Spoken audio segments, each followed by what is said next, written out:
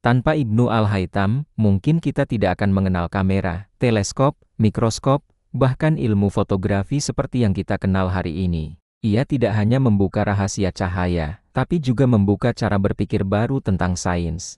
Dari ruangan sederhana itu, cahaya ilmunya menyebar ke seluruh dunia. Dari Mesir, tulisannya menembus waktu, diterjemahkan ke bahasa Latin, dan menginspirasi generasi ilmuwan Eropa yang kemudian menyalakan revolusi ilmiah. Kisah Ibnu Al-Haytham adalah pengingat bahwa pertanyaan sederhana dan rasa penasaran yang mendalam dapat mengubah dunia. Warisannya hidup dalam setiap foto yang kita ambil dan setiap kali kita menatap bintang melalui teleskop. Di dunia yang terus bergerak cepat, kita sering lupa untuk berhenti sejenak dan berpikir.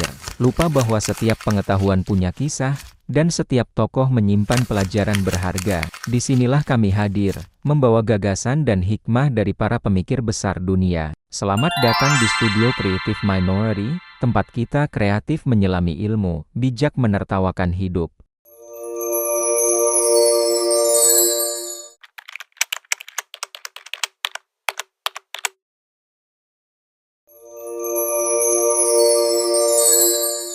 Pada awal abad ke-10, di sebuah kota yang menjadi jantung ilmu pengetahuan dunia Islam, Basra, Irak, lahirlah seorang anak yang takdirnya adalah mengubah cara manusia memandang dunia. Namanya Abu Ali Al-Hasan Ibn Al-Haytham, sosok yang kelak dikenal oleh dunia barat sebagai Al-Hazen. Ia lahir sekitar tahun 965 Masehi, di tengah masa ketika peradaban Islam sedang bersinar di puncak keemasannya. Bayangkanlah kota Basra saat itu. Ia bukan sekadar pelabuhan dagang yang sibuk, melainkan sebuah panggung besar tempat para ulama, ilmuwan, dan filsuf dari berbagai penjuru dunia bertemu. Perpustakaan berdiri megah di setiap sudut kota, dan udara dipenuhi dengan semangat diskusi ilmiah yang menjadi napas kehidupan sehari-hari. Dalam lingkungan yang subur inilah, benih rasa ingin tahu yang kecil dalam diri Ibnu Al-Haytham mulai tumbuh dan bersemi. Ia bukanlah anak yang mudah puas hanya dengan menerima jawaban. Sebaliknya, pikirannya selalu dipenuhi pertanyaan abadi, mengapa sesuatu terjadi seperti ini? Apa yang ada di baliknya? Sejak usia muda, Ibnu Al-Haytham telah menunjukkan kecerdasan yang jauh melampaui usianya. Ia melahap ilmu matematika, logika, filsafat, dan astronomi, bahkan sebelum usianya genap 20 tahun. Namun, di antara semua keajaiban alam semesta, ada satu hal yang paling memikat hatinya, cahaya. Sesuatu yang tampak begitu sederhana, namun menyimpan misteri yang begitu dalam. Bagaimana cahaya bergerak melintasi ruang? Bagaimana mata kita bisa menangkap bayangan dunia? Pertanyaan fundamental yang mengguncang pemikiran saat itu adalah, apakah mata kita yang memancarkan cahaya keluar untuk melihat, seperti yang dipercaya para filsuf kuno, ataukah cahaya dari luar yang masuk ke dalam mata kita? Pertanyaan-pertanyaan inilah yang kemudian membawanya pada sebuah perjalanan panjang pencarian ilmu yang akan berlangsung seumur hidupnya. Didorong oleh dahaga akan pengetahuan yang lebih dalam, Ibnu Al-Haytham memutuskan untuk pindah ke Baghdad.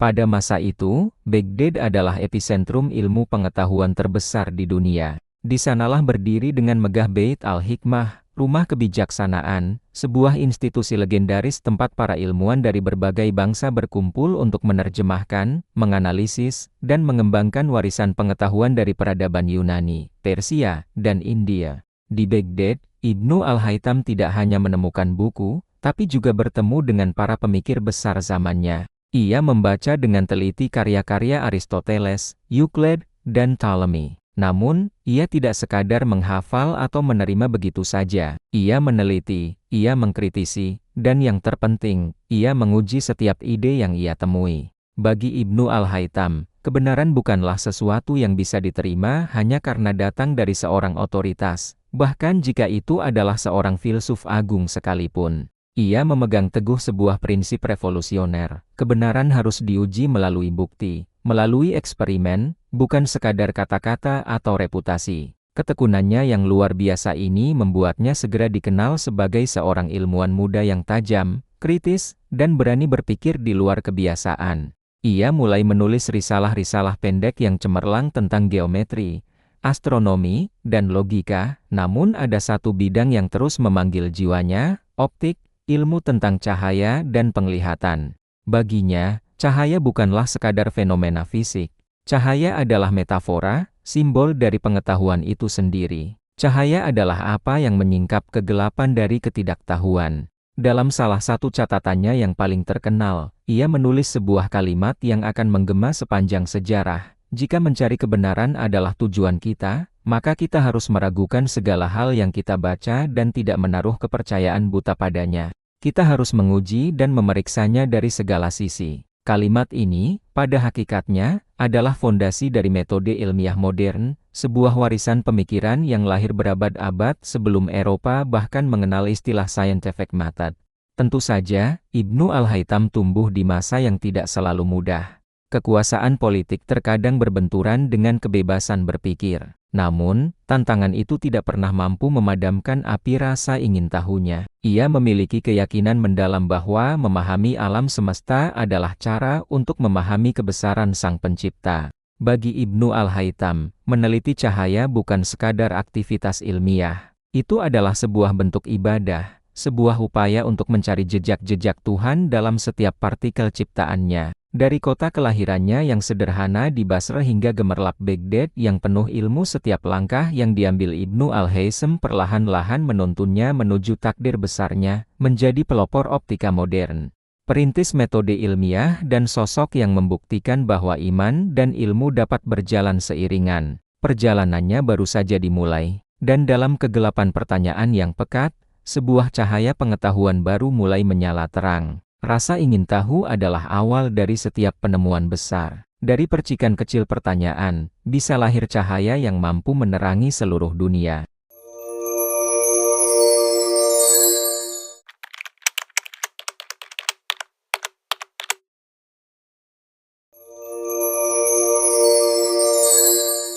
Kita akan menjelajahi masa muda dan perjalanan ilmu sang jenius dari Basra. Setelah melewati masa kecil yang penuh semangat belajar di kota kelahirannya, Basra, Ibnu Al-Haytham tumbuh menjadi seorang pemuda yang luar biasa. Ia bukan sekadar kutu buku, tapi seorang pemikir kritis yang selalu haus akan kebenaran. Setiap kali menemukan sebuah teori, pertanyaan yang selalu muncul di benaknya adalah, apakah ini benar? Bagaimana cara membuktikannya? Rasa penasaran inilah yang menjadi bahan bakar utama dalam petualangan intelektualnya seumur hidup. Merasa bahwa Basra tidak lagi cukup untuk memuaskan dahaganya akan ilmu. Di usia muda, ia membuat keputusan besar, meninggalkan kenyamanan rumah dan berangkat ke Baghdad. Saat itu, Baghdad adalah jantung peradaban Islam, pusat ilmu pengetahuan dunia. Perjalanan ribuan kilometer melintasi gurun tandus dengan karavan dagang sama sekali tidak mudah. Namun, bagi Ibnu Al-Haytham, setiap langkah dalam perjalanan adalah bagian dari pencarian kebenaran itu sendiri. Ia percaya, semakin jauh ia melangkah, semakin luas pula cakrawala jiwanya. Setibanya di Baghdad, Ibnu Al-Haytham benar-benar terpukau. Kota itu ibarat lautan ilmu yang tak bertepi. Di sana, berdiri megah Bait Al-Hikmah, atau rumah kebijaksanaan, tempat berkumpulnya para penerjemah, filsuf, dokter, dan matematikawan terhebat dari seluruh penjuru dunia. Disinilah warisan pengetahuan dari peradaban Yunani, Persia, India, dan Romawi diterjemahkan, disempurnakan, dan dikembangkan lebih lanjut. Dengan semangat yang membara, Ibnu Al-Haytham terjun ke dalam samudra pengetahuan itu. Ia melahap geometri Euclid, filsafat Aristoteles, dan astronomi Ptolemy. Namun, ia tidak pernah menelan mentah-mentah semua ilmu itu. Baginya, ilmu pengetahuan bukanlah dogma yang harus diterima begitu saja, melainkan sesuatu yang wajib diuji melalui pengamatan dan eksperimen. Dalam salah satu catatannya, ia menulis, kebenaran hanya dapat ditemukan melalui pengamatan yang cermat, bukan dengan menerima pendapat tanpa bukti. Sikap kritis ini membuatnya seringkali berseberangan dengan para cendekiawan senior yang lebih berpegang teguh pada teori-teori klasik. Namun, keberaniannya untuk berpikir beda justru membuatnya dihormati oleh para ilmuwan muda. Nama Ibnu Al-Haytham mulai dikenal sebagai seorang pemikir rasional yang tidak takut untuk meragukan otoritas intelektual manapun. Tak hanya di Baghdad, perjalanannya juga membawanya ke kota-kota lain seperti Kufah dan Damaskus. Setiap tempat memberinya pengalaman baru. Ia aktif berdiskusi di berbagai tempat, di masjid, di pasar, bahkan di rumah-rumah ulama, tentang cara kerja alam semesta dan bagaimana manusia bisa memahaminya. Di tengah petualangan ilmiahnya itu, ada satu topik yang terus-menerus menarik perhatiannya, cahaya dan penglihatan. Ia sadar, meskipun manusia melihat setiap hari, sangat sedikit yang benar-benar paham bagaimana proses melihat itu terjadi. Teori kuno dari Yunani mengatakan bahwa mata kita memancarkan sejenis cahaya untuk menangkap objek. Namun bagi Ibnu Al-Haytham, teori ini terasa sangat janggal. Jika memang mata yang memancarkan cahaya, mengapa kita tidak bisa melihat dalam gelap gulita?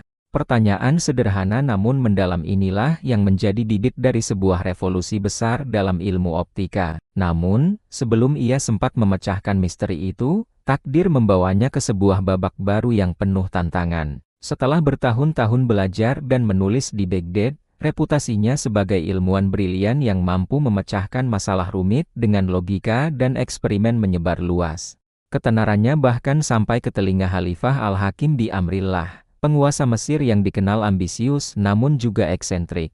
Sang Khalifah mendengar desas-desus bahwa Ibnu Al-Haytham memiliki sebuah ide jenius untuk mengendalikan aliran sungai Nil, yang bisa memakmurkan pertanian Mesir sepanjang tahun. Tanpa pikir panjang, Khalifah Al-Hakim mengundangnya ke Kairo, kota megah yang dikelilingi piramida dan gurun pasir. Di sanalah, untuk pertama kalinya, Ibnu Al-Haytham tidak hanya dihadapkan pada masalah ilmiah, tetapi juga pada ujian moral dan keberanian yang sesungguhnya. Perjalanan intelektualnya telah memasuki fase baru. Dari seorang murid yang haus ilmu, ia kini menjadi seorang ilmuwan yang berhadapan langsung dengan kekuasaan. Di Mesir, cahaya pengetahuannya akan diuji oleh bayang-bayang kekuasaan dan ketakutan. Namun, justru dari tekanan dan kesunyian itulah, akan lahir karya-karya abadi yang mengubah sejarah ilmu pengetahuan untuk selamanya.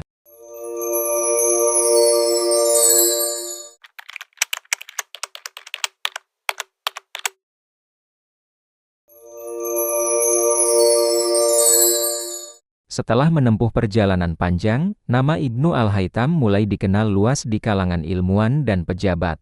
Reputasinya sebagai cendekiawan cerdas dengan pemikiran rasional yang tajam membuatnya menarik perhatian para penguasa besar di dunia Islam. Namun, siapa sangka, ketenaran itu justru menjadi pedang bermata dua. Sekitar tahun 1011 Masehi, Ibnu Al-Haytham menerima sebuah undangan yang akan mengubah jalan hidupnya selamanya. Undangan itu datang dari Khalifah Al-Hakim bi Amrillah, penguasa Mesir yang terkenal sangat kuat, ambisius, dan kepribadiannya sulit ditebak. Khalifah mendengar kabar bahwa Ibnu Al-Haytham memiliki ide cemerlang untuk mengendalikan aliran sungai Nil. Proyek ini bertujuan agar banjir musiman yang sering terjadi dapat dimanfaatkan untuk pertanian dan kesejahteraan masyarakat. Tentu saja, proyek ini terdengar luar biasa, sebuah impian besar yang bahkan para raja dan Firaun sebelumnya tidak mampu mewujudkannya. Bagi Khalifah Al-Hakim, Ibnu Al-Haytham adalah harapan baru untuk membangun kejayaan Mesir. Dengan semangat dan rasa tanggung jawab yang besar, Ibnu Al-Haytham menerima tantangan itu. Ia pun berangkat menuju Kairo, negeri penuh sejarah, tempat piramida menjulang megah dan sungai Nil mengalir membawa kehidupan. Sesampainya di Mesir, ia disambut dengan kehormatan besar dan segera memulai penelitiannya. Ia tidak membuang waktu. Ia menelusuri sepanjang tepian sungai, mengamati arusnya dengan teliti, dan meneliti struktur tanah di sekitar waduk kuno Aswan. Ia bekerja dengan sungguh-sungguh, mencurahkan seluruh tenaganya untuk mewujudkan proyek ambisius ini. Namun, setelah beberapa bulan penelitian mendalam, Ibnu Al-Haytham sampai pada sebuah kesimpulan yang pahit. Proyek itu mustahil dilakukan. Teknologi dan alat-alat pada masa itu ternyata belum cukup canggih untuk membangun bendungan sebesar dan sekuat yang dibutuhkan untuk menaklukkan kekuatan dahsyat sungai Nil. Ibnu Al-Haytham tahu, jika ia memaksakan proyek ini, bukan keberhasilan yang akan didapat, melainkan bencana besar yang akan menimpa seluruh negeri. Disinilah kebijaksanaan dan keberaniannya sebagai seorang ilmuwan sejadi diuji. Ia memutuskan untuk berbicara jujur kepada Khalifah Al-Hakim. Ia menjelaskan dengan hati-hati bahwa rencana besar itu tidak mungkin diwujudkan dengan kemampuan teknis yang ada pada zaman itu. Namun, kebenaran seringkali datang dengan risiko yang besar. Khalifah yang terkenal keras kepala dan tidak suka mendengar kata tidak itu sama sekali tidak menerima penjelasan Ibnu Al-Haytham dengan baik. Bagi seorang penguasa sekuat Al-Hakim, kegagalan bukanlah sebuah pilihan, dan penolakan seperti ini bisa dianggap sebagai bentuk penghinaan atau bahkan pembangkangan. Seketika, Ibnu Al-Haytham menyadari bahaya besar yang mengintainya. Dalam beberapa catatan sejarah, disebutkan bahwa untuk menyelamatkan nyawanya dari kemurkaan Khalifah, ia terpaksa berpura-pura gila, sebuah tindakan putus asa untuk menghindari hukuman mati. Khalifah kemudian memerintahkan agar Ibnu Al-Haytham ditahan di rumahnya sendiri di Kairo. Ia diawasi dengan ketat, menjadikannya seorang tahanan rumah, sebuah penjara tanpa jeruji besi. Namun, di balik keterbatasan dan ancaman itu, Ibnu Al-Haytham justru menemukan kebebasan sejati di dalam pikirannya. Ia tidak menyerah pada keputusasaan. Sebaliknya, ia menjadikan masa tahanannya sebagai sebuah kesempatan emas untuk merenung, menulis, dan meneliti lebih dalam. Dalam kesunyian dan keterasingan, ia mulai menulis karya-karya terbesarnya, termasuk risalah-risalah fundamental tentang cahaya, penglihatan, dan yang terpenting, prinsip-prinsip eksperimen ilmiah. Sungguh ironis, justru di masa kurungan inilah, Ibnu Al-Haytham melahirkan gagasan-gagasan brilian yang akan menerangi dunia selama berabad-abad setelahnya. Ia tidak lagi bekerja untuk para penguasa atau untuk kepentingan politik. Ia bekerja untuk sesuatu yang lebih tinggi, untuk kebenaran itu sendiri. Setiap hari, ia menulis dan melakukan eksperimen-eksperimen sederhana di dalam rumahnya. Dinding kamarnya menjadi laboratorium kecil tempat ia bermain dengan cermin, lensa, wadah berisi air, dan lubang-lubang kecil benda-benda sederhana yang membantunya membongkar rahasia besar di balik sifat cahaya. Ibnu Al-Haytham tidak pernah menyalahkan nasibnya. Baginya, setiap peristiwa, bahkan yang paling pahit sekalipun, pasti memiliki hikmah tersembunyi. Dalam salah satu naskahnya, ia menulis sebuah kalimat yang sangat mendalam, "Aku telah menyelidiki dunia luar agar dapat mengenali diriku sendiri. Dalam cahaya, aku menemukan ketenangan." Tahun-tahun pun berlalu. Akhirnya, setelah Khalifah Al-Hakim wafat, Ibnu Al-Haytham dibebaskan dari status tahanan rumahnya. Namun, ia tidak kembali ke istana. Ia tidak lagi mencari kekuasaan, tidak pula mengejar jabatan. Ia memilih untuk menjalani hidup sederhana sebagai seorang peneliti dan penulis di Kairo. Ia menghabiskan sisa waktunya untuk mengajar, menulis buku, dan terus melakukan eksperimen. Pengalaman pahitnya dengan kekuasaan mengajarkannya sebuah pelajaran yang sangat berharga, bahwa ilmu pengetahuan tidak boleh tunduk pada kepentingan politik atau keinginan sesaat seorang penguasa. Ilmu pengetahuan harus berdiri tegak di atas pilar kebenaran, bukan keinginan manusia. Dari titik inilah, Ibnu Al-Haytham mulai menapaki jalan baru, jalan seorang ilmuwan sejati yang mendedikasikan hidupnya demi kemajuan pengetahuan dan kemanusiaan. Di balik kesunyian rumah kecilnya di Kairo, sebuah revolusi besar sedang lahir. Sebuah revolusi dalam cara berpikir, cara meneliti, dan cara manusia memahami alam semesta.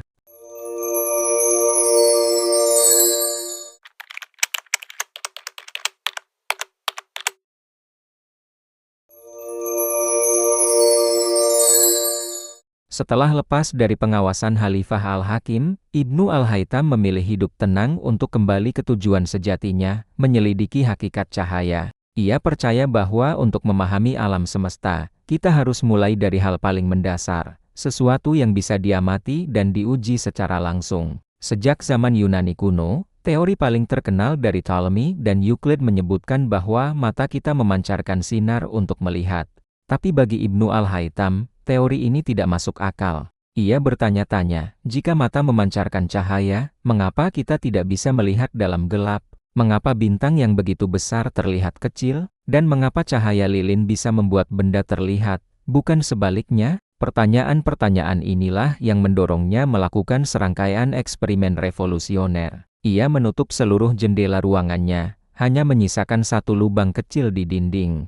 Ketika sinar matahari masuk, ia melihat sesuatu yang luar biasa. Bayangan dari luar ruangan, pohon, langit, dan awan, terproyeksi secara terbalik di dinding. Fenomena ini kita kenal sebagai kamera obscura, atau ruangan gelap. Dari sini, ia menyimpulkan sesuatu yang sangat penting. Cahaya bergerak lurus dan masuk ke mata, bukan keluar dari mata. Bayangan terbalik itu adalah bukti bahwa cahaya memantul dari benda-benda di luar dan membawa informasinya ke dalam ruangan. Dengan eksperimen sederhana ini, ia berhasil meruntuhkan teori yang telah bertahan lebih dari 1000 tahun. Tapi Ibnu Al-Haytham tidak berhenti di situ. Ia penasaran, bagaimana cahaya ini membentuk penglihatan di dalam mata. Ia mulai mempelajari anatomi mata kornea, lensa, retina, hingga saraf optik. Dengan menggabungkan ilmu kedokteran, fisika, dan matematika, ia menyusun teori lengkap tentang cara kerja mata. Ia menjelaskan bahwa cahaya dari benda masuk melalui kornea, dibiaskan oleh lensa, lalu diteruskan ke bagian belakang mata tempat gambar terbentuk terbalik.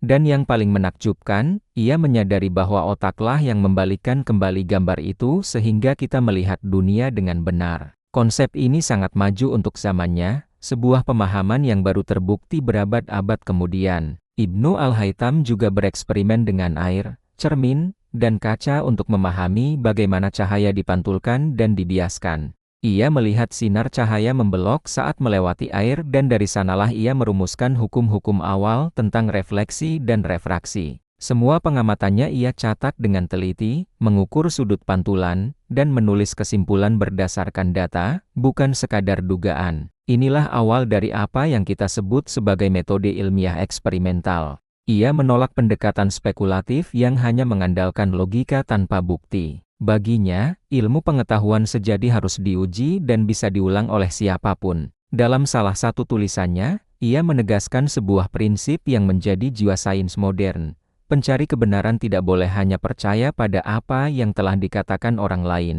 Ia harus memeriksa dan membuktikannya sendiri. Kalimat ini mendahului semangat Galileo dan Newton ratusan tahun lamanya. Ia mengajarkan kita bahwa pengetahuan lahir dari keraguan yang konstruktif dan keinginan untuk membuktikan. Selama penelitiannya di Kairo, Ibnu Al-Haytham menulis banyak sekali karya tentang cahaya, bayangan, warna, bahkan ilusi optik.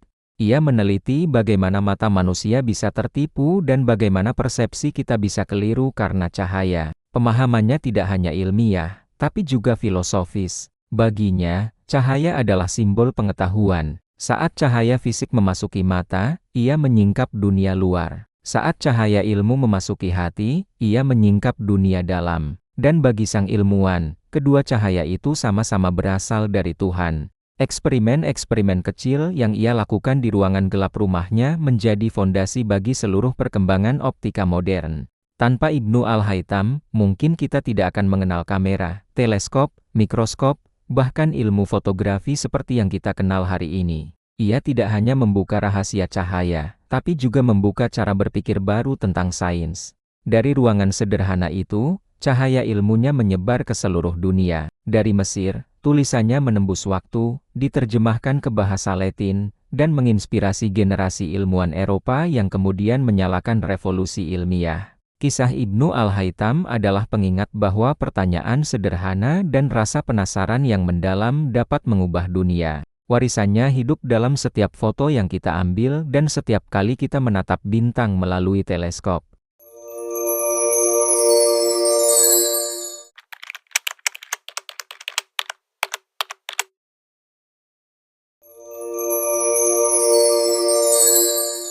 Pernahkah kamu bertanya, bagaimana mata kita melihat dunia, atau bagaimana sebuah kamera bisa menangkap gambar? Jawabannya ternyata berawal dari sebuah eksperimen sederhana di sebuah ruangan gelap di Kairo, lebih dari 1000 tahun yang lalu. Dan tokoh di baliknya adalah seorang ilmuwan jenius yang mengubah cara kita memahami cahaya selamanya. Di pagi hari yang sunyi di Kairo, saat sinar matahari keemasan mulai menembus celah-celah atap, seorang lelaki tua dengan sorban putih sedang sibuk di ruang kerjanya. Ruangan itu hampir gelap total, hanya ada satu lubang kecil di dindingnya. Lelaki itu adalah Ibnu Al-Haytham, dan hari itu, ia akan membuktikan sebuah kebenaran yang akan mengguncang dunia ilmu pengetahuan.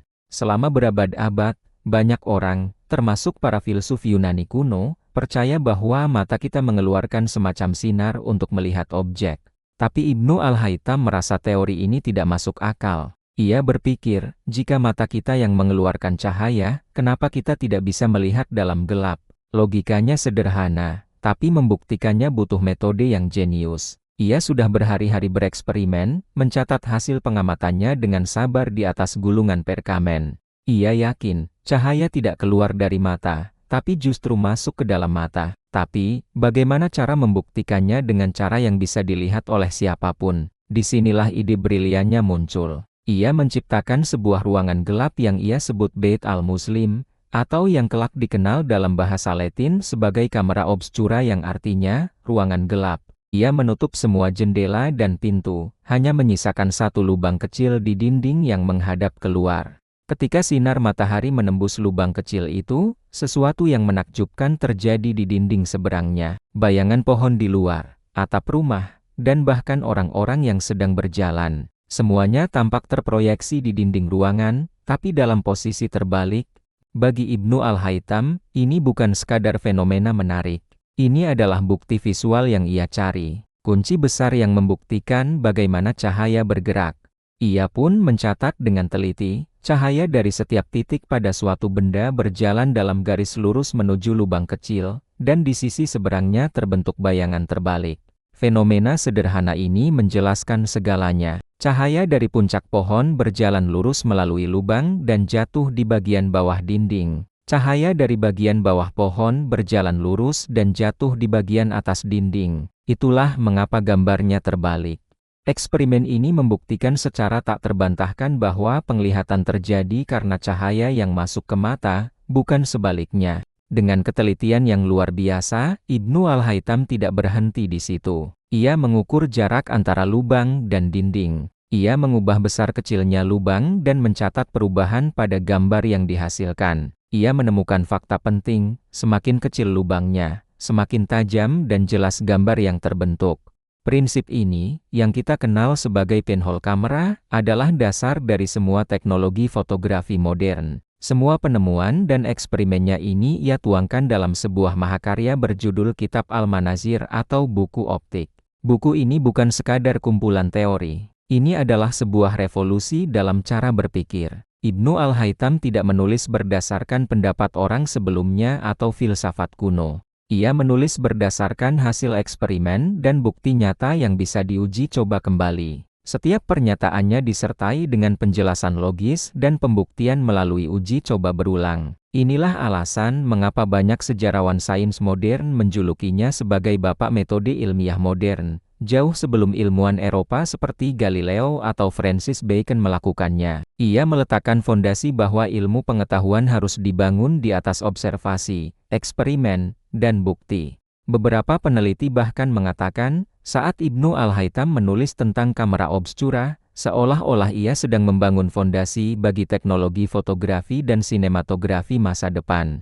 Ia sedang menjelaskan prinsip kerja kamera, ratusan tahun sebelum kamera pertama ditemukan. Namun, di balik semua keseriusan ilmiahnya, Ibnu Al-Haytham tetaplah seorang manusia yang sangat spiritual dan kagum pada keindahan ciptaan Tuhan.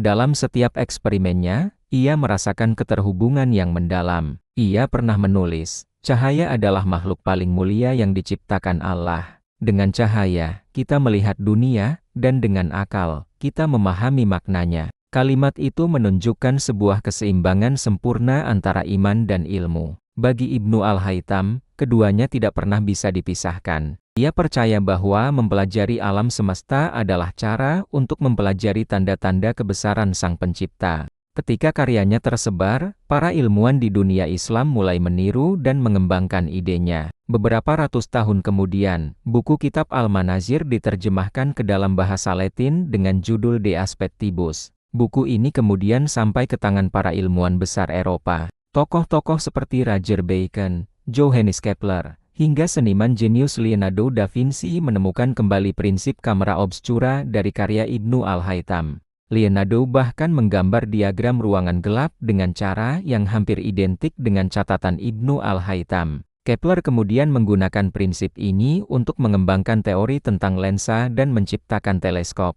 Bayangkan, dari sebuah eksperimen sederhana di ruangan gelap di Kairo, lahirlah teleskop yang bisa menatap jutaan bintang di galaksi. Mikroskop yang mampu melihat dunia sel yang tak kasat mata, dan tentu saja, Kamera yang bisa menangkap setiap momen berharga dalam hidup kita. Namun bagi Ibnu Al-Haytham sendiri, semua pencapaian luar biasa itu bukan untuk mencari kemegahan pribadi. Ia tidak mencari ketenaran, kekayaan, atau kekuasaan. Ia hanya ingin satu hal, memahami kebenaran melalui cahaya. Ia mengajarkan kita sebuah pelajaran penting, bahwa pengetahuan tidak boleh diterima begitu saja, bahkan jika itu datang dari otoritas terbesar sekalipun. Dengan kerendahan hati, ia menulis, kebenaran tidak tunduk pada manusia. Manusialah yang harus tunduk pada kebenaran. Inilah filosofi seorang ilmuwan sejati, rendah hati di hadapan ilmu yang luas, dan sabar dalam pencarian tanpa henti. Setiap malam, Ibnu Al-Haytham mungkin menatap bintang dari jendela kecil ruangannya. Ia tidak hanya melihat cahayanya, tetapi juga sejarah panjang yang dibawa sinar itu, yang menempuh jarak ribuan tahun cahaya sebelum akhirnya sampai ke matanya. Baginya, itu adalah sebuah simbol bahwa ilmu pengetahuan juga seperti cahaya, mungkin butuh waktu lama untuk sampai kepada kita, tapi ketika ia datang, ia akan mengusir gelapnya kebodohan. Jadi, dari sebuah ruangan gelap kecil di masa lalu, lahirlah cahaya pengetahuan yang terus menyinari dunia hingga hari ini. Dan setiap kali kamu mengambil foto, setiap kali kamu menonton film, atau setiap kali cahaya membentuk gambar di layar, ingatlah bahwa di baliknya, ada jejak sang ilmuwan jenius yang membuat cahaya berbicara, Ibnu Al-Haytham.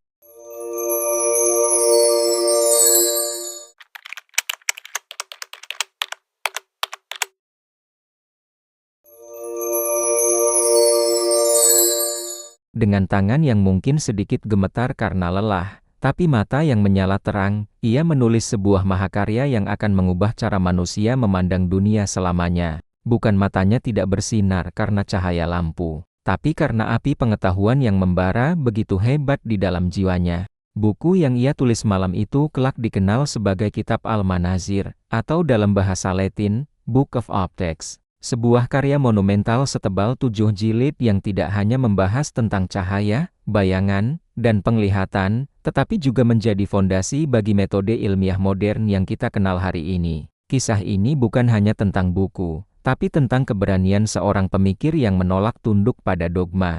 Dalam mukadimahnya, Ibnu Al-Haytham menulis kalimat yang sangat revolusioner pada masanya, kebenaran dicari demi kebenaran itu sendiri. Tidak ada yang lebih mulia daripada seseorang yang menempuh jalan pencarian kebenaran. Di saat banyak ilmuwan masih mengandalkan tulisan filsuf Yunani kuno seperti Ptolemy atau Aristoteles sebagai kebenaran mutlak, Ibnu Al-Haytham justru menantangnya. Ia tidak hanya menyalin, ia menguji, satu persatu, melalui eksperimen langsung. Baginya, sains harus dibuktikan oleh pengalaman dan pengamatan, bukan oleh reputasi atau nama besar seseorang. Inilah awal mula dari semangat ilmiah sejati. Jadi, apa sebenarnya isi dari 7 jilid Kitab Al-Manazir yang begitu fenomenal ini? Mari kita bedah bersama.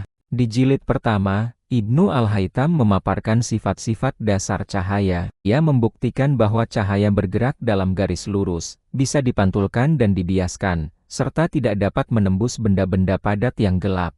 Ia juga secara detail menjelaskan bagaimana bayangan terbentuk dan mengapa ukurannya bisa berubah-ubah, tergantung pada posisi sumber cahaya dan objek. Sesuatu yang kita pelajari di sekolah dasar hari ini, tapi merupakan penemuan besar 1000 tahun yang lalu. Pada jilid-jilid berikutnya, pembahasannya semakin mendalam. Ia masuk ke dunia refleksi cahaya, menggunakan cermin datar dan cermin lengkung. Dengan perhitungan matematis yang presisi, ia merumuskan bahwa sudut datang cahaya selalu sama dengan sudut pantulnya. Ia juga melakukan eksperimen dengan cermin cekung dan cembung, menunjukkan bagaimana cahaya bisa dikumpulkan atau difokuskan pada satu titik.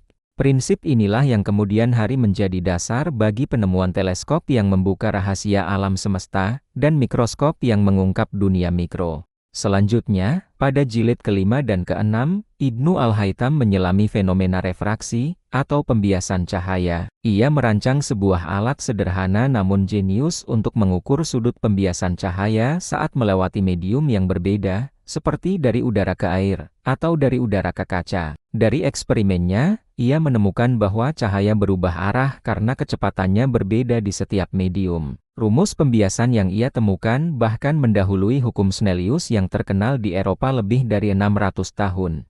Namun, bagian yang paling mengagumkan dan sering disebut sebagai puncak karyanya ada di jilid ke-7. Disinilah ia merevolusi pemahaman tentang penglihatan manusia. Selama berabad-abad, orang percaya pada teori emisi, yang menyatakan bahwa mata kita memancarkan sejenis cahaya untuk bisa melihat objek. Ibnu Al-Haytham dengan tegas menolak teori ini. Melalui eksperimen yang cermat, ia membuktikan sebaliknya. Kita bisa melihat karena cahaya dari objek masuk ke dalam mata kita. Cahaya itu kemudian dibiaskan oleh lensa mata, dan difokuskan ke bagian belakang mata yang sensitif, yang kita kenal sekarang sebagai retina. Di sanalah gambar terbentuk, dalam keadaan terbalik, sebelum akhirnya diproses dan diinterpretasikan oleh otak kita menjadi gambar yang kita fahami. Penjelasan ini hampir identik dengan pemahaman kita tentang anatomi dan fungsi mata di era modern. Setelah wafatnya Ibnu Al-Haytham, warisannya tidak berhenti. Kitab Al-Manazir menyebar luas di seluruh dunia Islam. Ilmuwan-ilmuwan setelahnya, seperti Kamal al-Din Al-Farisi, melanjutkan karyanya, menulis komentar, dan bahkan memperdalam teori tentang pelangi dan spektrum warna berdasarkan eksperimen Ibnu Al-Haytham. Kemudian, pada abad ke-12, buku ini diterjemahkan ke dalam bahasa Latin dengan judul De Aspectibus dan tiba di Eropa. Di sana, kitab Al-Manazir menjadi seperti obor yang menyulut api abad pencerahan. Nama-nama besar dalam sains Eropa seperti Roger Bacon, Berthelot, dan Johannes Kepler mempelajarinya dengan penuh kekaguman.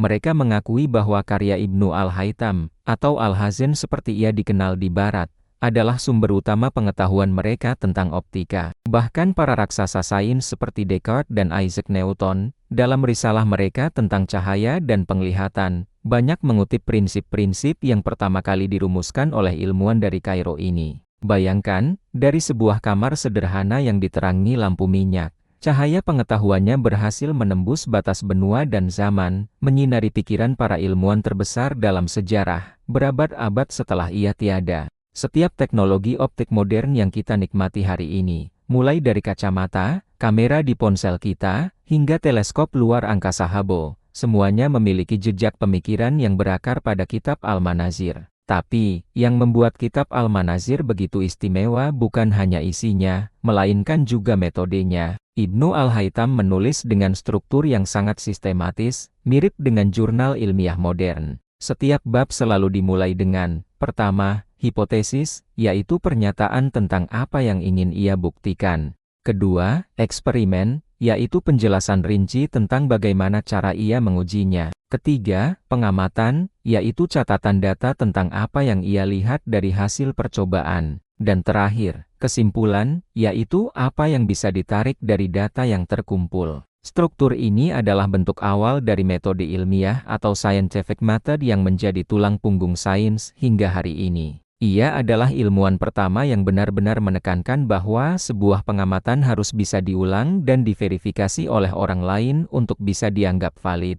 Baginya, sains bukanlah tentang menghafal teks-teks kuno, tapi tentang mengalami dan membuktikan sendiri. Seperti yang pernah ia tulis, aku tidak puas hanya dengan membaca. Aku ingin melihat dengan mataku sendiri. Kata-kata ini menjadi kredo bagi semua ilmuwan sejati yang datang setelahnya. Di balik semua rumus fisika dan eksperimen yang rumit, ada makna filosofis yang dalam bagi Ibnu Al-Haytham. Baginya, cahaya bukan hanya sekadar fenomena fisika, tetapi juga simbol dari pengetahuan, kebenaran, dan ilahi. Sama seperti cahaya fisik yang menerangi kegelapan sebuah ruangan, ilmu pengetahuan adalah cahaya yang menerangi kegelapan kebodohan. Ia percaya bahwa setiap percikan cahaya di alam semesta adalah tanda dari Sang Pencipta yang menuntun manusia menuju pemahaman yang lebih dalam. Dalam tulisannya, ia sering menyisipkan kalimat-kalimat yang bernuansa doa, seperti, "Wahai Tuhan, tambahkanlah cahaya dalam hatiku sebagaimana Engkau tambahkan cahaya pada mataku." Baginya, mengejar ilmu pengetahuan bukanlah sekadar urusan duniawi, melainkan sebuah bentuk ibadah.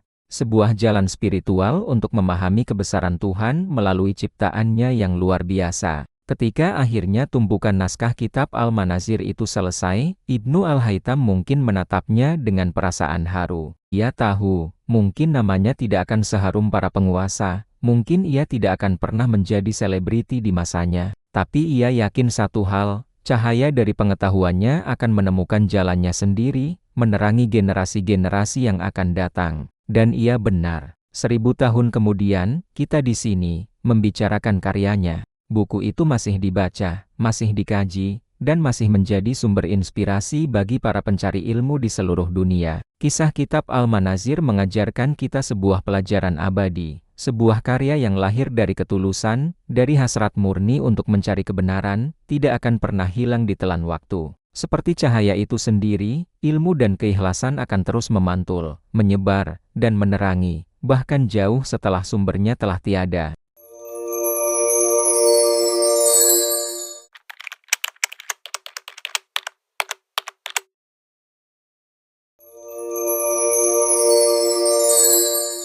Malam di Kairo terasa begitu hening. Dari balik jendela kamarnya yang sederhana, seorang pria bernama Ibnu Al-Haytham menatap langit yang dipenuhi bintang. Setiap titik cahaya di angkasa itu bukan sekadar pemandangan indah baginya, melainkan tanda-tanda dari sesuatu yang jauh lebih dalam. Ia bukan hanya seorang ilmuwan, tapi juga seorang filsuf. Dalam setiap eksperimen yang ia lakukan, ia tidak hanya bertanya, bagaimana alam ini bekerja, tetapi juga merenung, mengapa alam bekerja dengan cara seperti ini? Di masa itu, sains dan filsafat adalah dua sisi dari satu koin yang sama, saling melengkapi dan saling menjelaskan. Dan Ibnu Al-Haytham berdiri tepat di tengah-tengahnya, menjadi jembatan antara logika akal dan pencarian makna. Bagi Ibnu Al-Haytham, ilmu pengetahuan bukanlah alat untuk menguasai alam, melainkan sebuah jalan suci menuju kebenaran yang lebih tinggi. Dalam salah satu karyanya, ia menulis kalimat yang sangat kuat,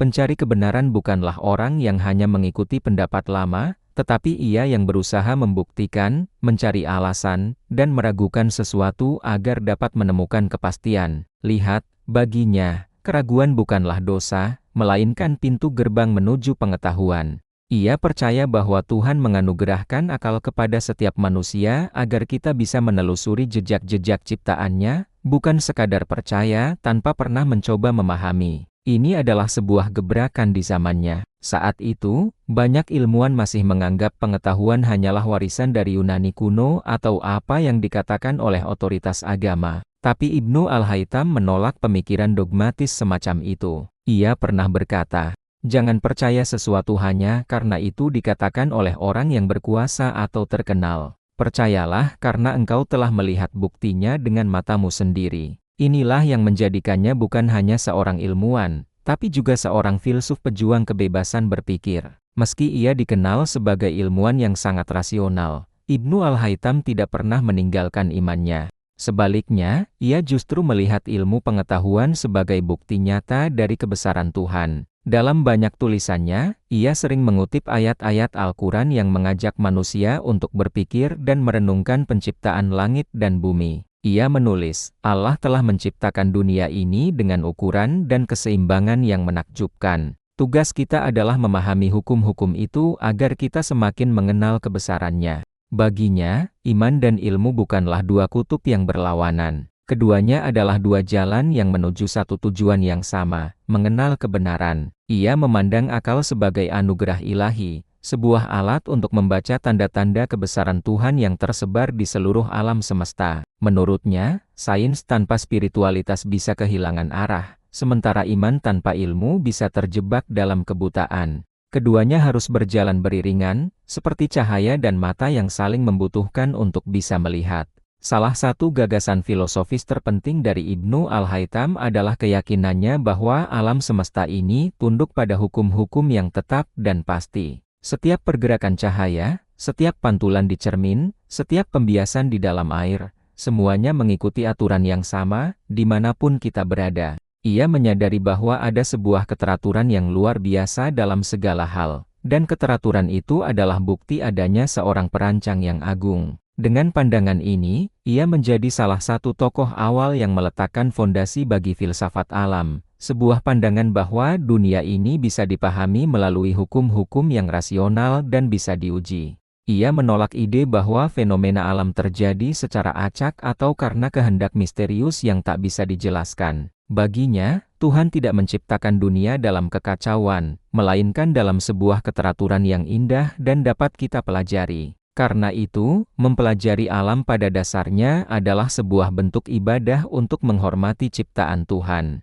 Namun, di balik semua pengetahuannya yang luar biasa, ada satu sikap yang membuat Ibnu Al-Haytham begitu istimewa, kerendahan hatinya. Ia tidak pernah menganggap dirinya tahu segalanya. Dalam beberapa karyanya, ia sering menulis kalimat seperti ini, "Aku mungkin telah melakukan kesalahan dalam beberapa hal. Siapapun yang membaca tulisanku ini, hendaklah ia mengoreksinya jika menemukan kesalahan, karena kebenaran lebih layak untuk diikuti." Sikap seperti ini sangat langka di zamannya. Banyak ilmuwan menulis seolah pendapat mereka adalah kebenaran mutlak yang tak bisa diganggu-gugat.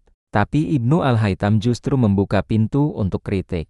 Ia sadar betul bahwa ilmu adalah sebuah proses yang tak pernah berakhir. Sebuah perjalanan, bukan tujuan akhir. Kerendahan hatinya inilah yang membuat pemikirannya terus hidup dan relevan, karena ia memberikan ruang bagi generasi setelahnya untuk memperbaiki dan mengembangkan apa yang telah ia temukan. Ia percaya, ilmu pengetahuan akan tumbuh subur ketika manusia mau saling melengkapi, bukan saling merasa paling benar. Ketika karyanya yang fenomenal, Kitab Al-Manazir atau Kitab Optik, diterjemahkan ke dalam bahasa Latin, bukan hanya teori-teorinya yang mengguncang dunia, tapi juga cara berpikirnya. Para sarjana Eropa pada masa itu, seperti Roger Bacon dan Johannes Kepler, terpesona oleh gaya berpikir Ibnu Al-Haytham yang sangat empiris namun juga reflektif. Roger Bacon bahkan menulis, "Tidak ada seorang pun yang lebih mengetahui tentang optika daripada Alhazen," nama Latin dari Ibnu Al-Haytham. Tapi lebih dari itu, Bacon mengadopsi pandangan Ibnu Al-Haytham bahwa eksperimen harus menjadi dasar dari semua kesimpulan ilmiah. Filosofi inilah yang kemudian menjadi fondasi bagi lahirnya metode ilmiah modern di Eropa, yang kelak melahirkan tokoh-tokoh besar seperti Galileo Galilei dan Isaac Newton. Dengan demikian, pengaruh Ibnu Al-Haytham tidak hanya terbatas pada ilmu optika, tapi ia telah mengubah cara dunia memandang ilmu pengetahuan, dari sekadar dogma menjadi sebuah penyelidikan, dari keyakinan buta menjadi pembuktian yang rasional. Warisan pemikiran Ibnu Al-Haytham mengajarkan kita sebuah pelajaran moral yang sangat penting. Baginya, tujuan utama dari mempelajari ilmu bukanlah untuk mendapatkan kekuasaan atau kemegahan, tetapi agar manusia dapat mengenal kebenaran dan berbuat sesuai dengannya. Ia mengingatkan kita bahwa sains tanpa etika bisa menyesatkan, dan pengetahuan tanpa kebijaksanaan bisa menjadi bumerang yang menghancurkan kemanusiaan itu sendiri. Dan ketika kita melihat dunia kita hari ini, dengan semua teknologinya yang canggih, kamera digital, teleskop luar angkasa hingga satelit yang mengorbit bumi, semuanya berawal dari sebuah filosofi sederhana yang ia tanamkan 1000 tahun yang lalu, bahwa cahaya bisa dijelaskan, bahwa mata bisa dipahami, dan bahwa kebenaran dapat dicari melalui akal dan pembuktian.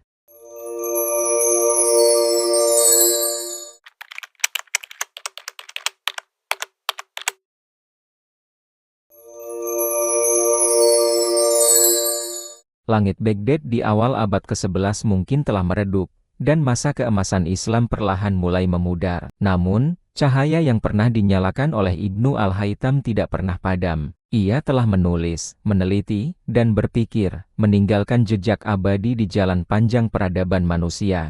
Seperti cahaya yang memantul ke segala arah, pemikirannya memantul jauh melintasi benua dan zaman, dari Kairo ke Toledo, dari Basra ke Paris, dari dunia Islam ke jantung Eropa. Inilah kisah tentang bagaimana seorang ilmuwan Muslim dari 1000 tahun lalu mengubah arah ilmu pengetahuan dunia selamanya. Salah satu peninggalan terbesarnya adalah sebuah buku yang benar-benar mengubah dunia, Kitab Al-Manazir, atau buku tentang optika.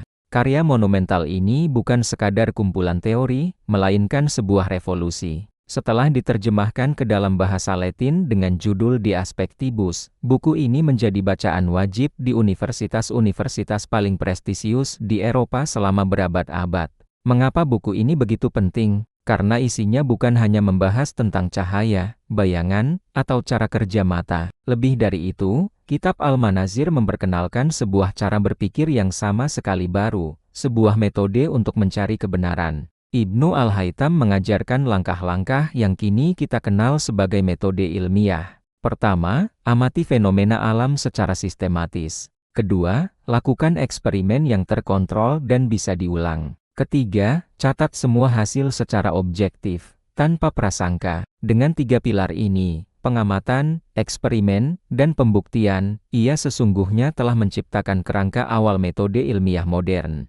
Dari sinilah, generasi ilmuwan setelahnya, seperti Roger Bacon, Witelo, Johannes Kepler, hingga Sir Isaac Newton, menemukan landasan berpikir baru. Mereka belajar bahwa ilmu pengetahuan harus berpijak pada bukti dan pengujian, bukan sekadar teori warisan yang diterima begitu saja. Saat dunia Islam mulai mengalami masa kemunduran ilmiah, obor pengetahuan itu tidak padam. Ia diestafetkan ke dunia barat yang justru sedang bangkit dari abad kegelapan.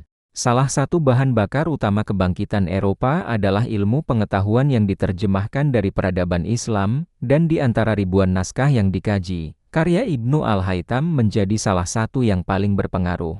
Namanya dikenal di barat sebagai Alhazen. Roger Bacon, seorang ilmuwan dan filsuf Inggris abad ke-13 yang sering disebut sebagai salah satu pelopor metode ilmiah di Eropa, menulis dalam risalahnya, Alhazen adalah otoritas terbesar dalam optika. Semua yang datang setelahnya hanyalah penyempurna darinya. Dari Bacon, gagasan tentang pentingnya eksperimen menyebar ke seluruh Eropa. Ratusan tahun kemudian, Johannes Kepler, sang astronom jenius, menggunakan teori pembiasan cahaya Ibnu Al-Haytham untuk menjelaskan secara akurat bagaimana mata manusia membentuk gambar dan bagaimana cara kerja lensa. Penemuan Kepler inilah yang menjadi dasar bagi penciptaan teleskop modern. Bahkan Galileo Galilei, saat mengarahkan teleskopnya ke langit malam untuk menantang pandangan lama tentang alam semesta, sebenarnya ia sedang berdiri di atas bahu raksasa, dan salah satu raksasa itu adalah Alhazen. Prinsip-prinsip optik yang ia gunakan berakar dari tradisi ilmiah yang diwariskan oleh Ibnu Al-Haytham. Begitulah, nama Alhazen menjadi jembatan intelektual yang menghubungkan masa keemasan Islam dengan era pencerahan di Eropa. Lalu, bagaimana dengan dunia kita hari ini? Apakah warisannya masih relevan? Jawabannya adalah ya, dan pengaruhnya terasa di mana-mana. Setiap kali kita mengambil foto dengan kamera ponsel, kita sedang memanfaatkan prinsip optik yang ia rintis. Kamera obscura, atau kamar gelap, yang ia gunakan untuk membuktikan bahwa cahaya bergerak dalam garis lurus, adalah cikal bakal kamera fotografi modern. Dari sana, lahir dunia seni visual, sinematografi, hingga teknologi penglihatan buatan pada robot dan kecerdasan artifisial. Di bidang psikologi, gagasan Ibnu Al-Haytham tentang persepsi visual, bahwa mata tidak hanya melihat tapi otak juga menafsirkan apa yang dilihat, menjadi fondasi bagi ilmu persepsi modern dan neurologi. Bahkan dalam teknologi canggih seperti desain lensa kacamata algoritma komputer grafis yang menciptakan dunia virtual di film dan game, hingga teknologi pencitraan medis seperti MRI dan endoskopi, semuanya berjalan di atas fondasi prinsip cahaya dan penglihatan yang ia bangun lebih dari 1000 tahun yang lalu. Meski dunia barat mengenalnya sebagai Alhazen, di dunia Islam, ia tetap dihormati sebagai Abu Ali Al-Hasan Ibn Al-Haytham, seorang ilmuwan yang taat, rendah hati, dan penuh kebijaksanaan. Karyanya bukan hanya tentang sains, tapi juga tentang etika atau adab ilmiah. Ia mengajarkan untuk menulis dengan hati-hati, berani mengakui kesalahan, dan mengajak pembacanya untuk selalu berpikir kritis tanpa harus meninggalkan iman. Ia adalah bukti nyata bahwa akal tidak harus menentang wahyu, dan bahwa berpikir kritis bisa menjadi salah satu bentuk ibadah untuk mengagumi kebesaran Sang Pencipta. Bagi dunia Islam, Ibnu Al-Haytham adalah simbol abadi bahwa iman dan ilmu bisa, dan seharusnya, berjalan beriringan. Hari ini, lebih dari 1 milenium sejak ia wafat, semangatnya kembali dihidupkan di seluruh dunia. Banyak universitas, observatorium, dan lembaga riset menamai gedung atau proyek mereka dengan namanya, dari Alhazen Institute for Optics di Eropa hingga Ibn Al-Haytham Center for Science di dunia Arab.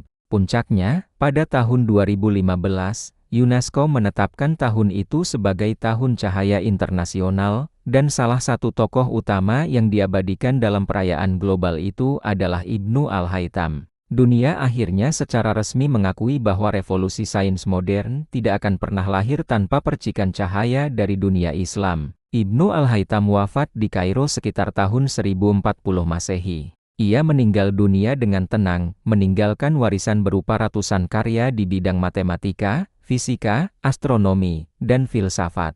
Namun, warisan sejatinya bukanlah tumpukan buku-buku itu, melainkan cara berpikir yang ia wariskan kepada kita semua, bahwa setiap ide harus diuji, setiap kebenaran harus dicari dengan bukti, dan setiap pengetahuan harus digunakan untuk kebaikan umat manusia. Di antara catatan terakhirnya, ditemukan sebuah kalimat yang merangkum seluruh filosofi hidupnya, jika engkau ingin mengenal Tuhan, lihatlah ciptaannya dengan mata yang jernih dan hati yang rendah. Kalimat sederhana itu menutup perjalanan hidupnya, namun sekaligus membuka sebuah era baru dalam sejarah ilmu pengetahuan. Dari seorang ilmuwan yang hidup 1000 tahun lalu, kita belajar pelajaran yang sangat berharga. Kita belajar bahwa sains sejati lahir dari kerendahan hati untuk mengakui bahwa kita tidak tahu segalanya. Kita belajar bahwa kebenaran ditemukan bukan karena percaya buta pada tradisi, tapi karena keberanian untuk bertanya dan mencari. Dan yang terpenting, kita belajar bahwa cahaya ilmu akan terus memancar terang selama manusia masih mau berpikir, bertanya, dan bermimpi. Seperti yang pernah ia katakan, dunia ini ibarat cermin. Ia memantulkan cahaya bagi siapapun yang mau melihat dengan jujur.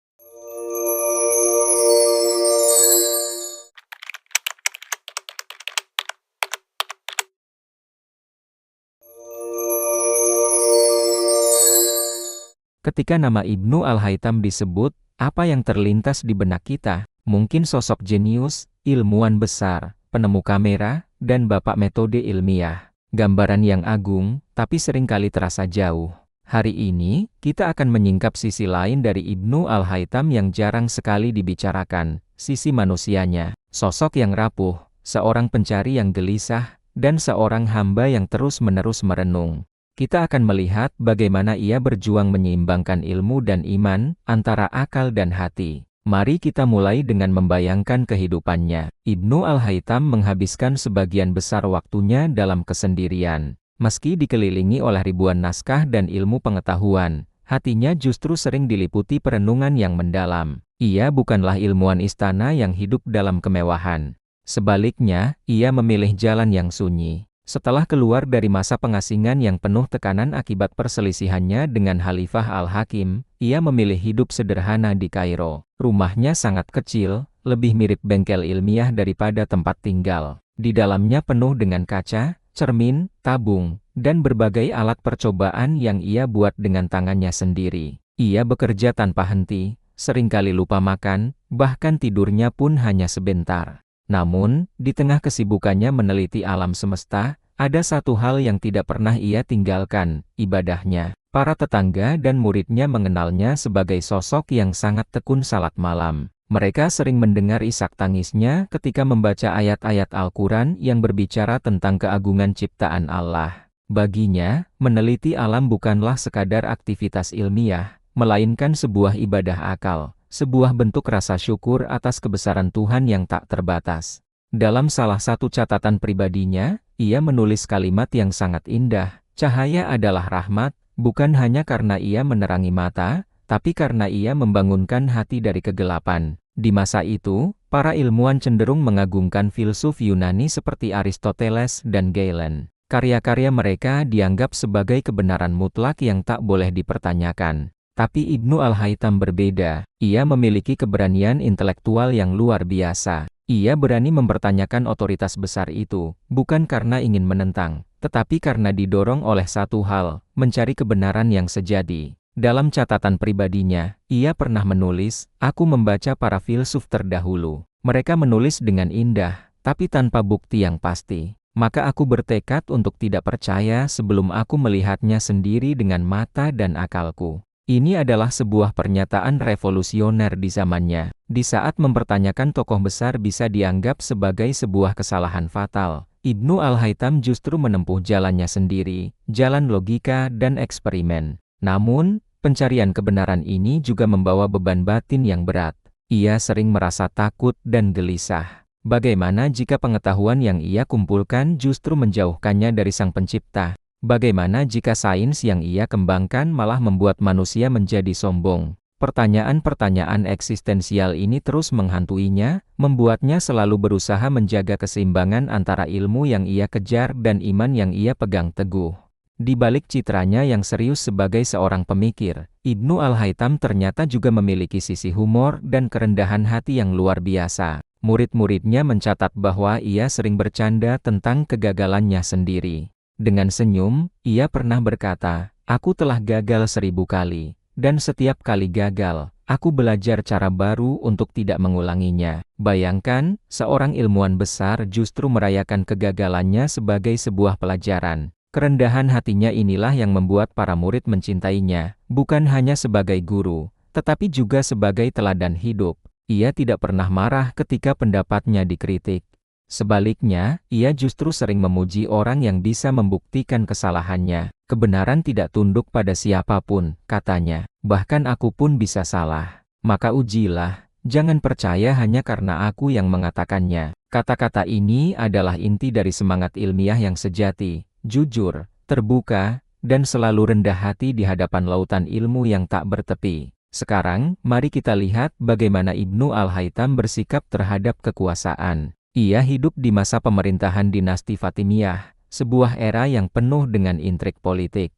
Khalifah yang berkuasa saat itu, Al-Hakim bi Amrillah, dikenal sebagai sosok yang eksentrik dan sulit ditebak. Ibnu Al-Haytham, yang reputasinya sudah terkenal, diundang ke istana untuk sebuah proyek ambisius, membangun bendungan untuk mengendalikan banjir Sungai Nil. Namun, setelah melakukan survei langsung di lokasi, Ibnu Al-Haytham menyadari bahwa proyek itu mustahil untuk dilaksanakan dengan teknologi yang tersedia pada saat itu. Disinilah integritasnya diuji. Ia bisa saja berpura-pura sanggup demi menyenangkan khalifah dan mendapatkan jabatan. Tapi ia memilih kejujuran. Ia menolak proyek itu dan mundur. Keputusan ini hampir merenggut nyawanya. Sang khalifah murka besar. Untuk menyelamatkan diri dari eksekusi, Ibnu Al-Haytham mengambil langkah drastis. Ia berpura-pura gila. Akibatnya, ia diasingkan dan dikurung di rumahnya selama bertahun-tahun. Namun, ironisnya, justru dalam masa pengasingan yang gelap dan penuh keterbatasan itulah, karya-karya terbesarnya lahir. Dalam keheningan dan keterasingan, pikirannya justru menemukan kebebasan yang tak terbatas. Penjara itu, secara tak terduga, menjadi laboratorium paling produktif dalam hidupnya. Menjelang akhir hayatnya, Ibnu Al-Haytham hidup dengan tenang di pinggiran Kairo. Tubuhnya memang mulai melemah dimakan usia, tetapi pikirannya tetap setajam silet. Ia terus menulis hingga hari-hari terakhirnya, tidak hanya tentang optik, tetapi juga tentang etika ilmiah, filsafat, dan tanggung jawab seorang ilmuwan terhadap pengetahuannya. Ia wafat sekitar tahun 1040 Masehi, dalam usia sekitar 75 tahun. Tidak ada upacara pemakaman besar, tidak ada patung yang didirikan untuk mengenangnya. Ia dimakamkan sebagai seorang ulama sederhana, diiringi doa-doa lirih dari para murid setianya. Namun, ratusan tahun kemudian, dunia baru menyadari bahwa lelaki sederhana yang dimakamkan hari itu adalah orang yang telah mengubah cara manusia memandang dunia selamanya. Apa yang membuat Ibnu Al-Haytham begitu istimewa? Bukan hanya karena ia seorang jenius, tetapi karena ia adalah manusia yang jujur. Jujur pada pengetahuan, jujur pada kenyataan, dan yang terpenting, jujur pada dirinya sendiri. Ia mengajarkan kita sebuah pelajaran abadi, bahwa ilmu tanpa keikhlasan adalah sebuah kesia-siaan, dan bahwa setiap cahaya pengetahuan yang kita dapatkan, harus selalu disertai dengan cahaya hati. Seperti yang pernah ia tulis, carilah kebenaran, bukan karena engkau ingin benar, tapi karena engkau ingin mengenal Tuhan melalui kebenaran itu.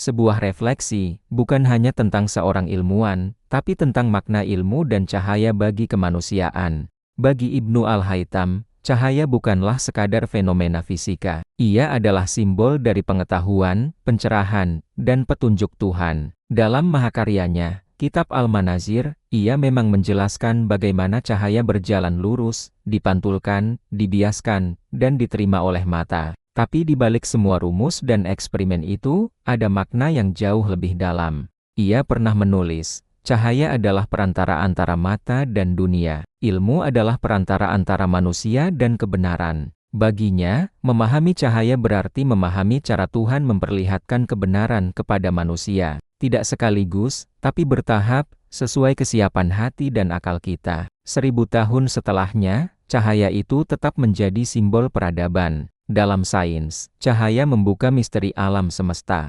Dalam seni, cahaya menjadi ekspresi keindahan. Dalam spiritualitas, cahaya menjadi lambang keimanan dan hidayah. Dan di semua itu, nama Ibnu Al-Haytham hadir sebagai pelita pertama yang menyalakan pemahaman modern kita tentang cahaya. Ilmunya tidak berhenti di abad ke-11. Justru, ia menjadi fondasi kokoh bagi begitu banyak hal yang kita nikmati hari ini.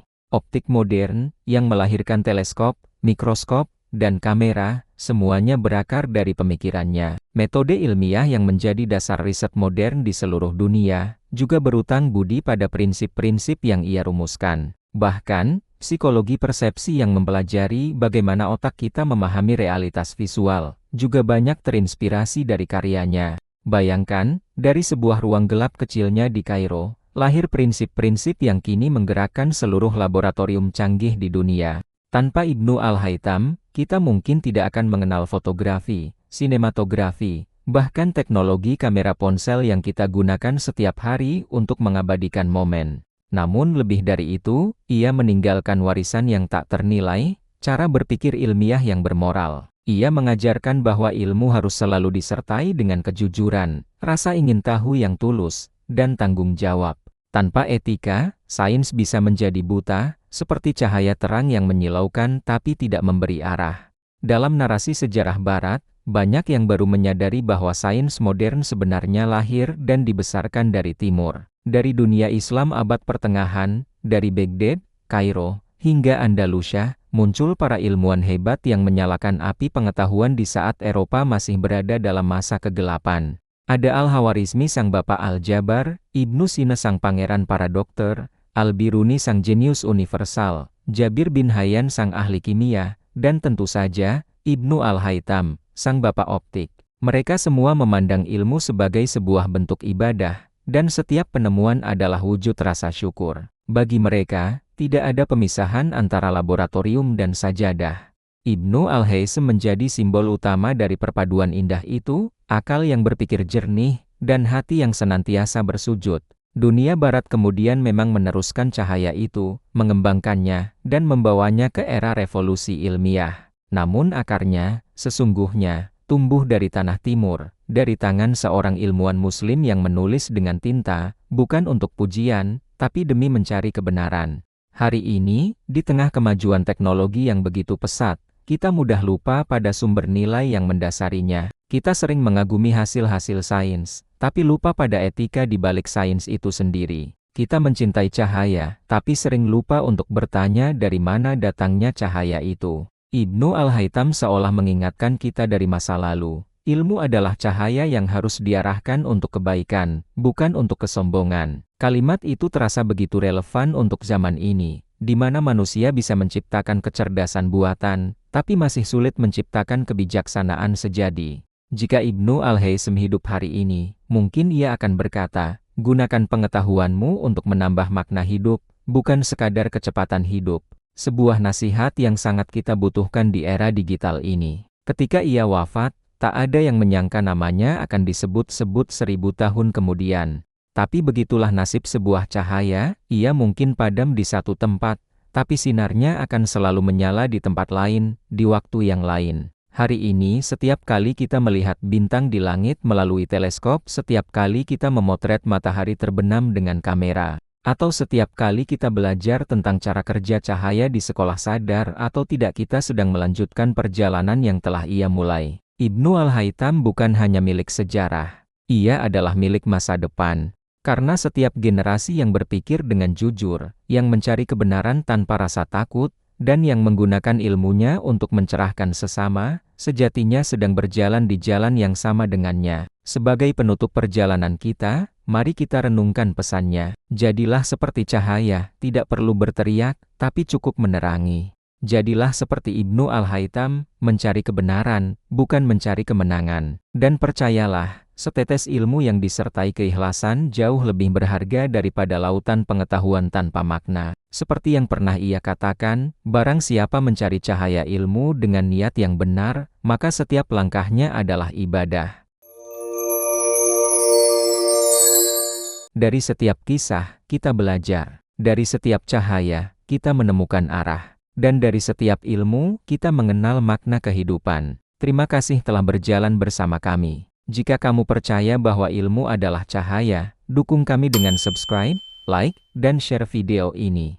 Karena dunia tak akan pernah kehabisan ruang bagi mereka yang mau berpikir dan berbagi.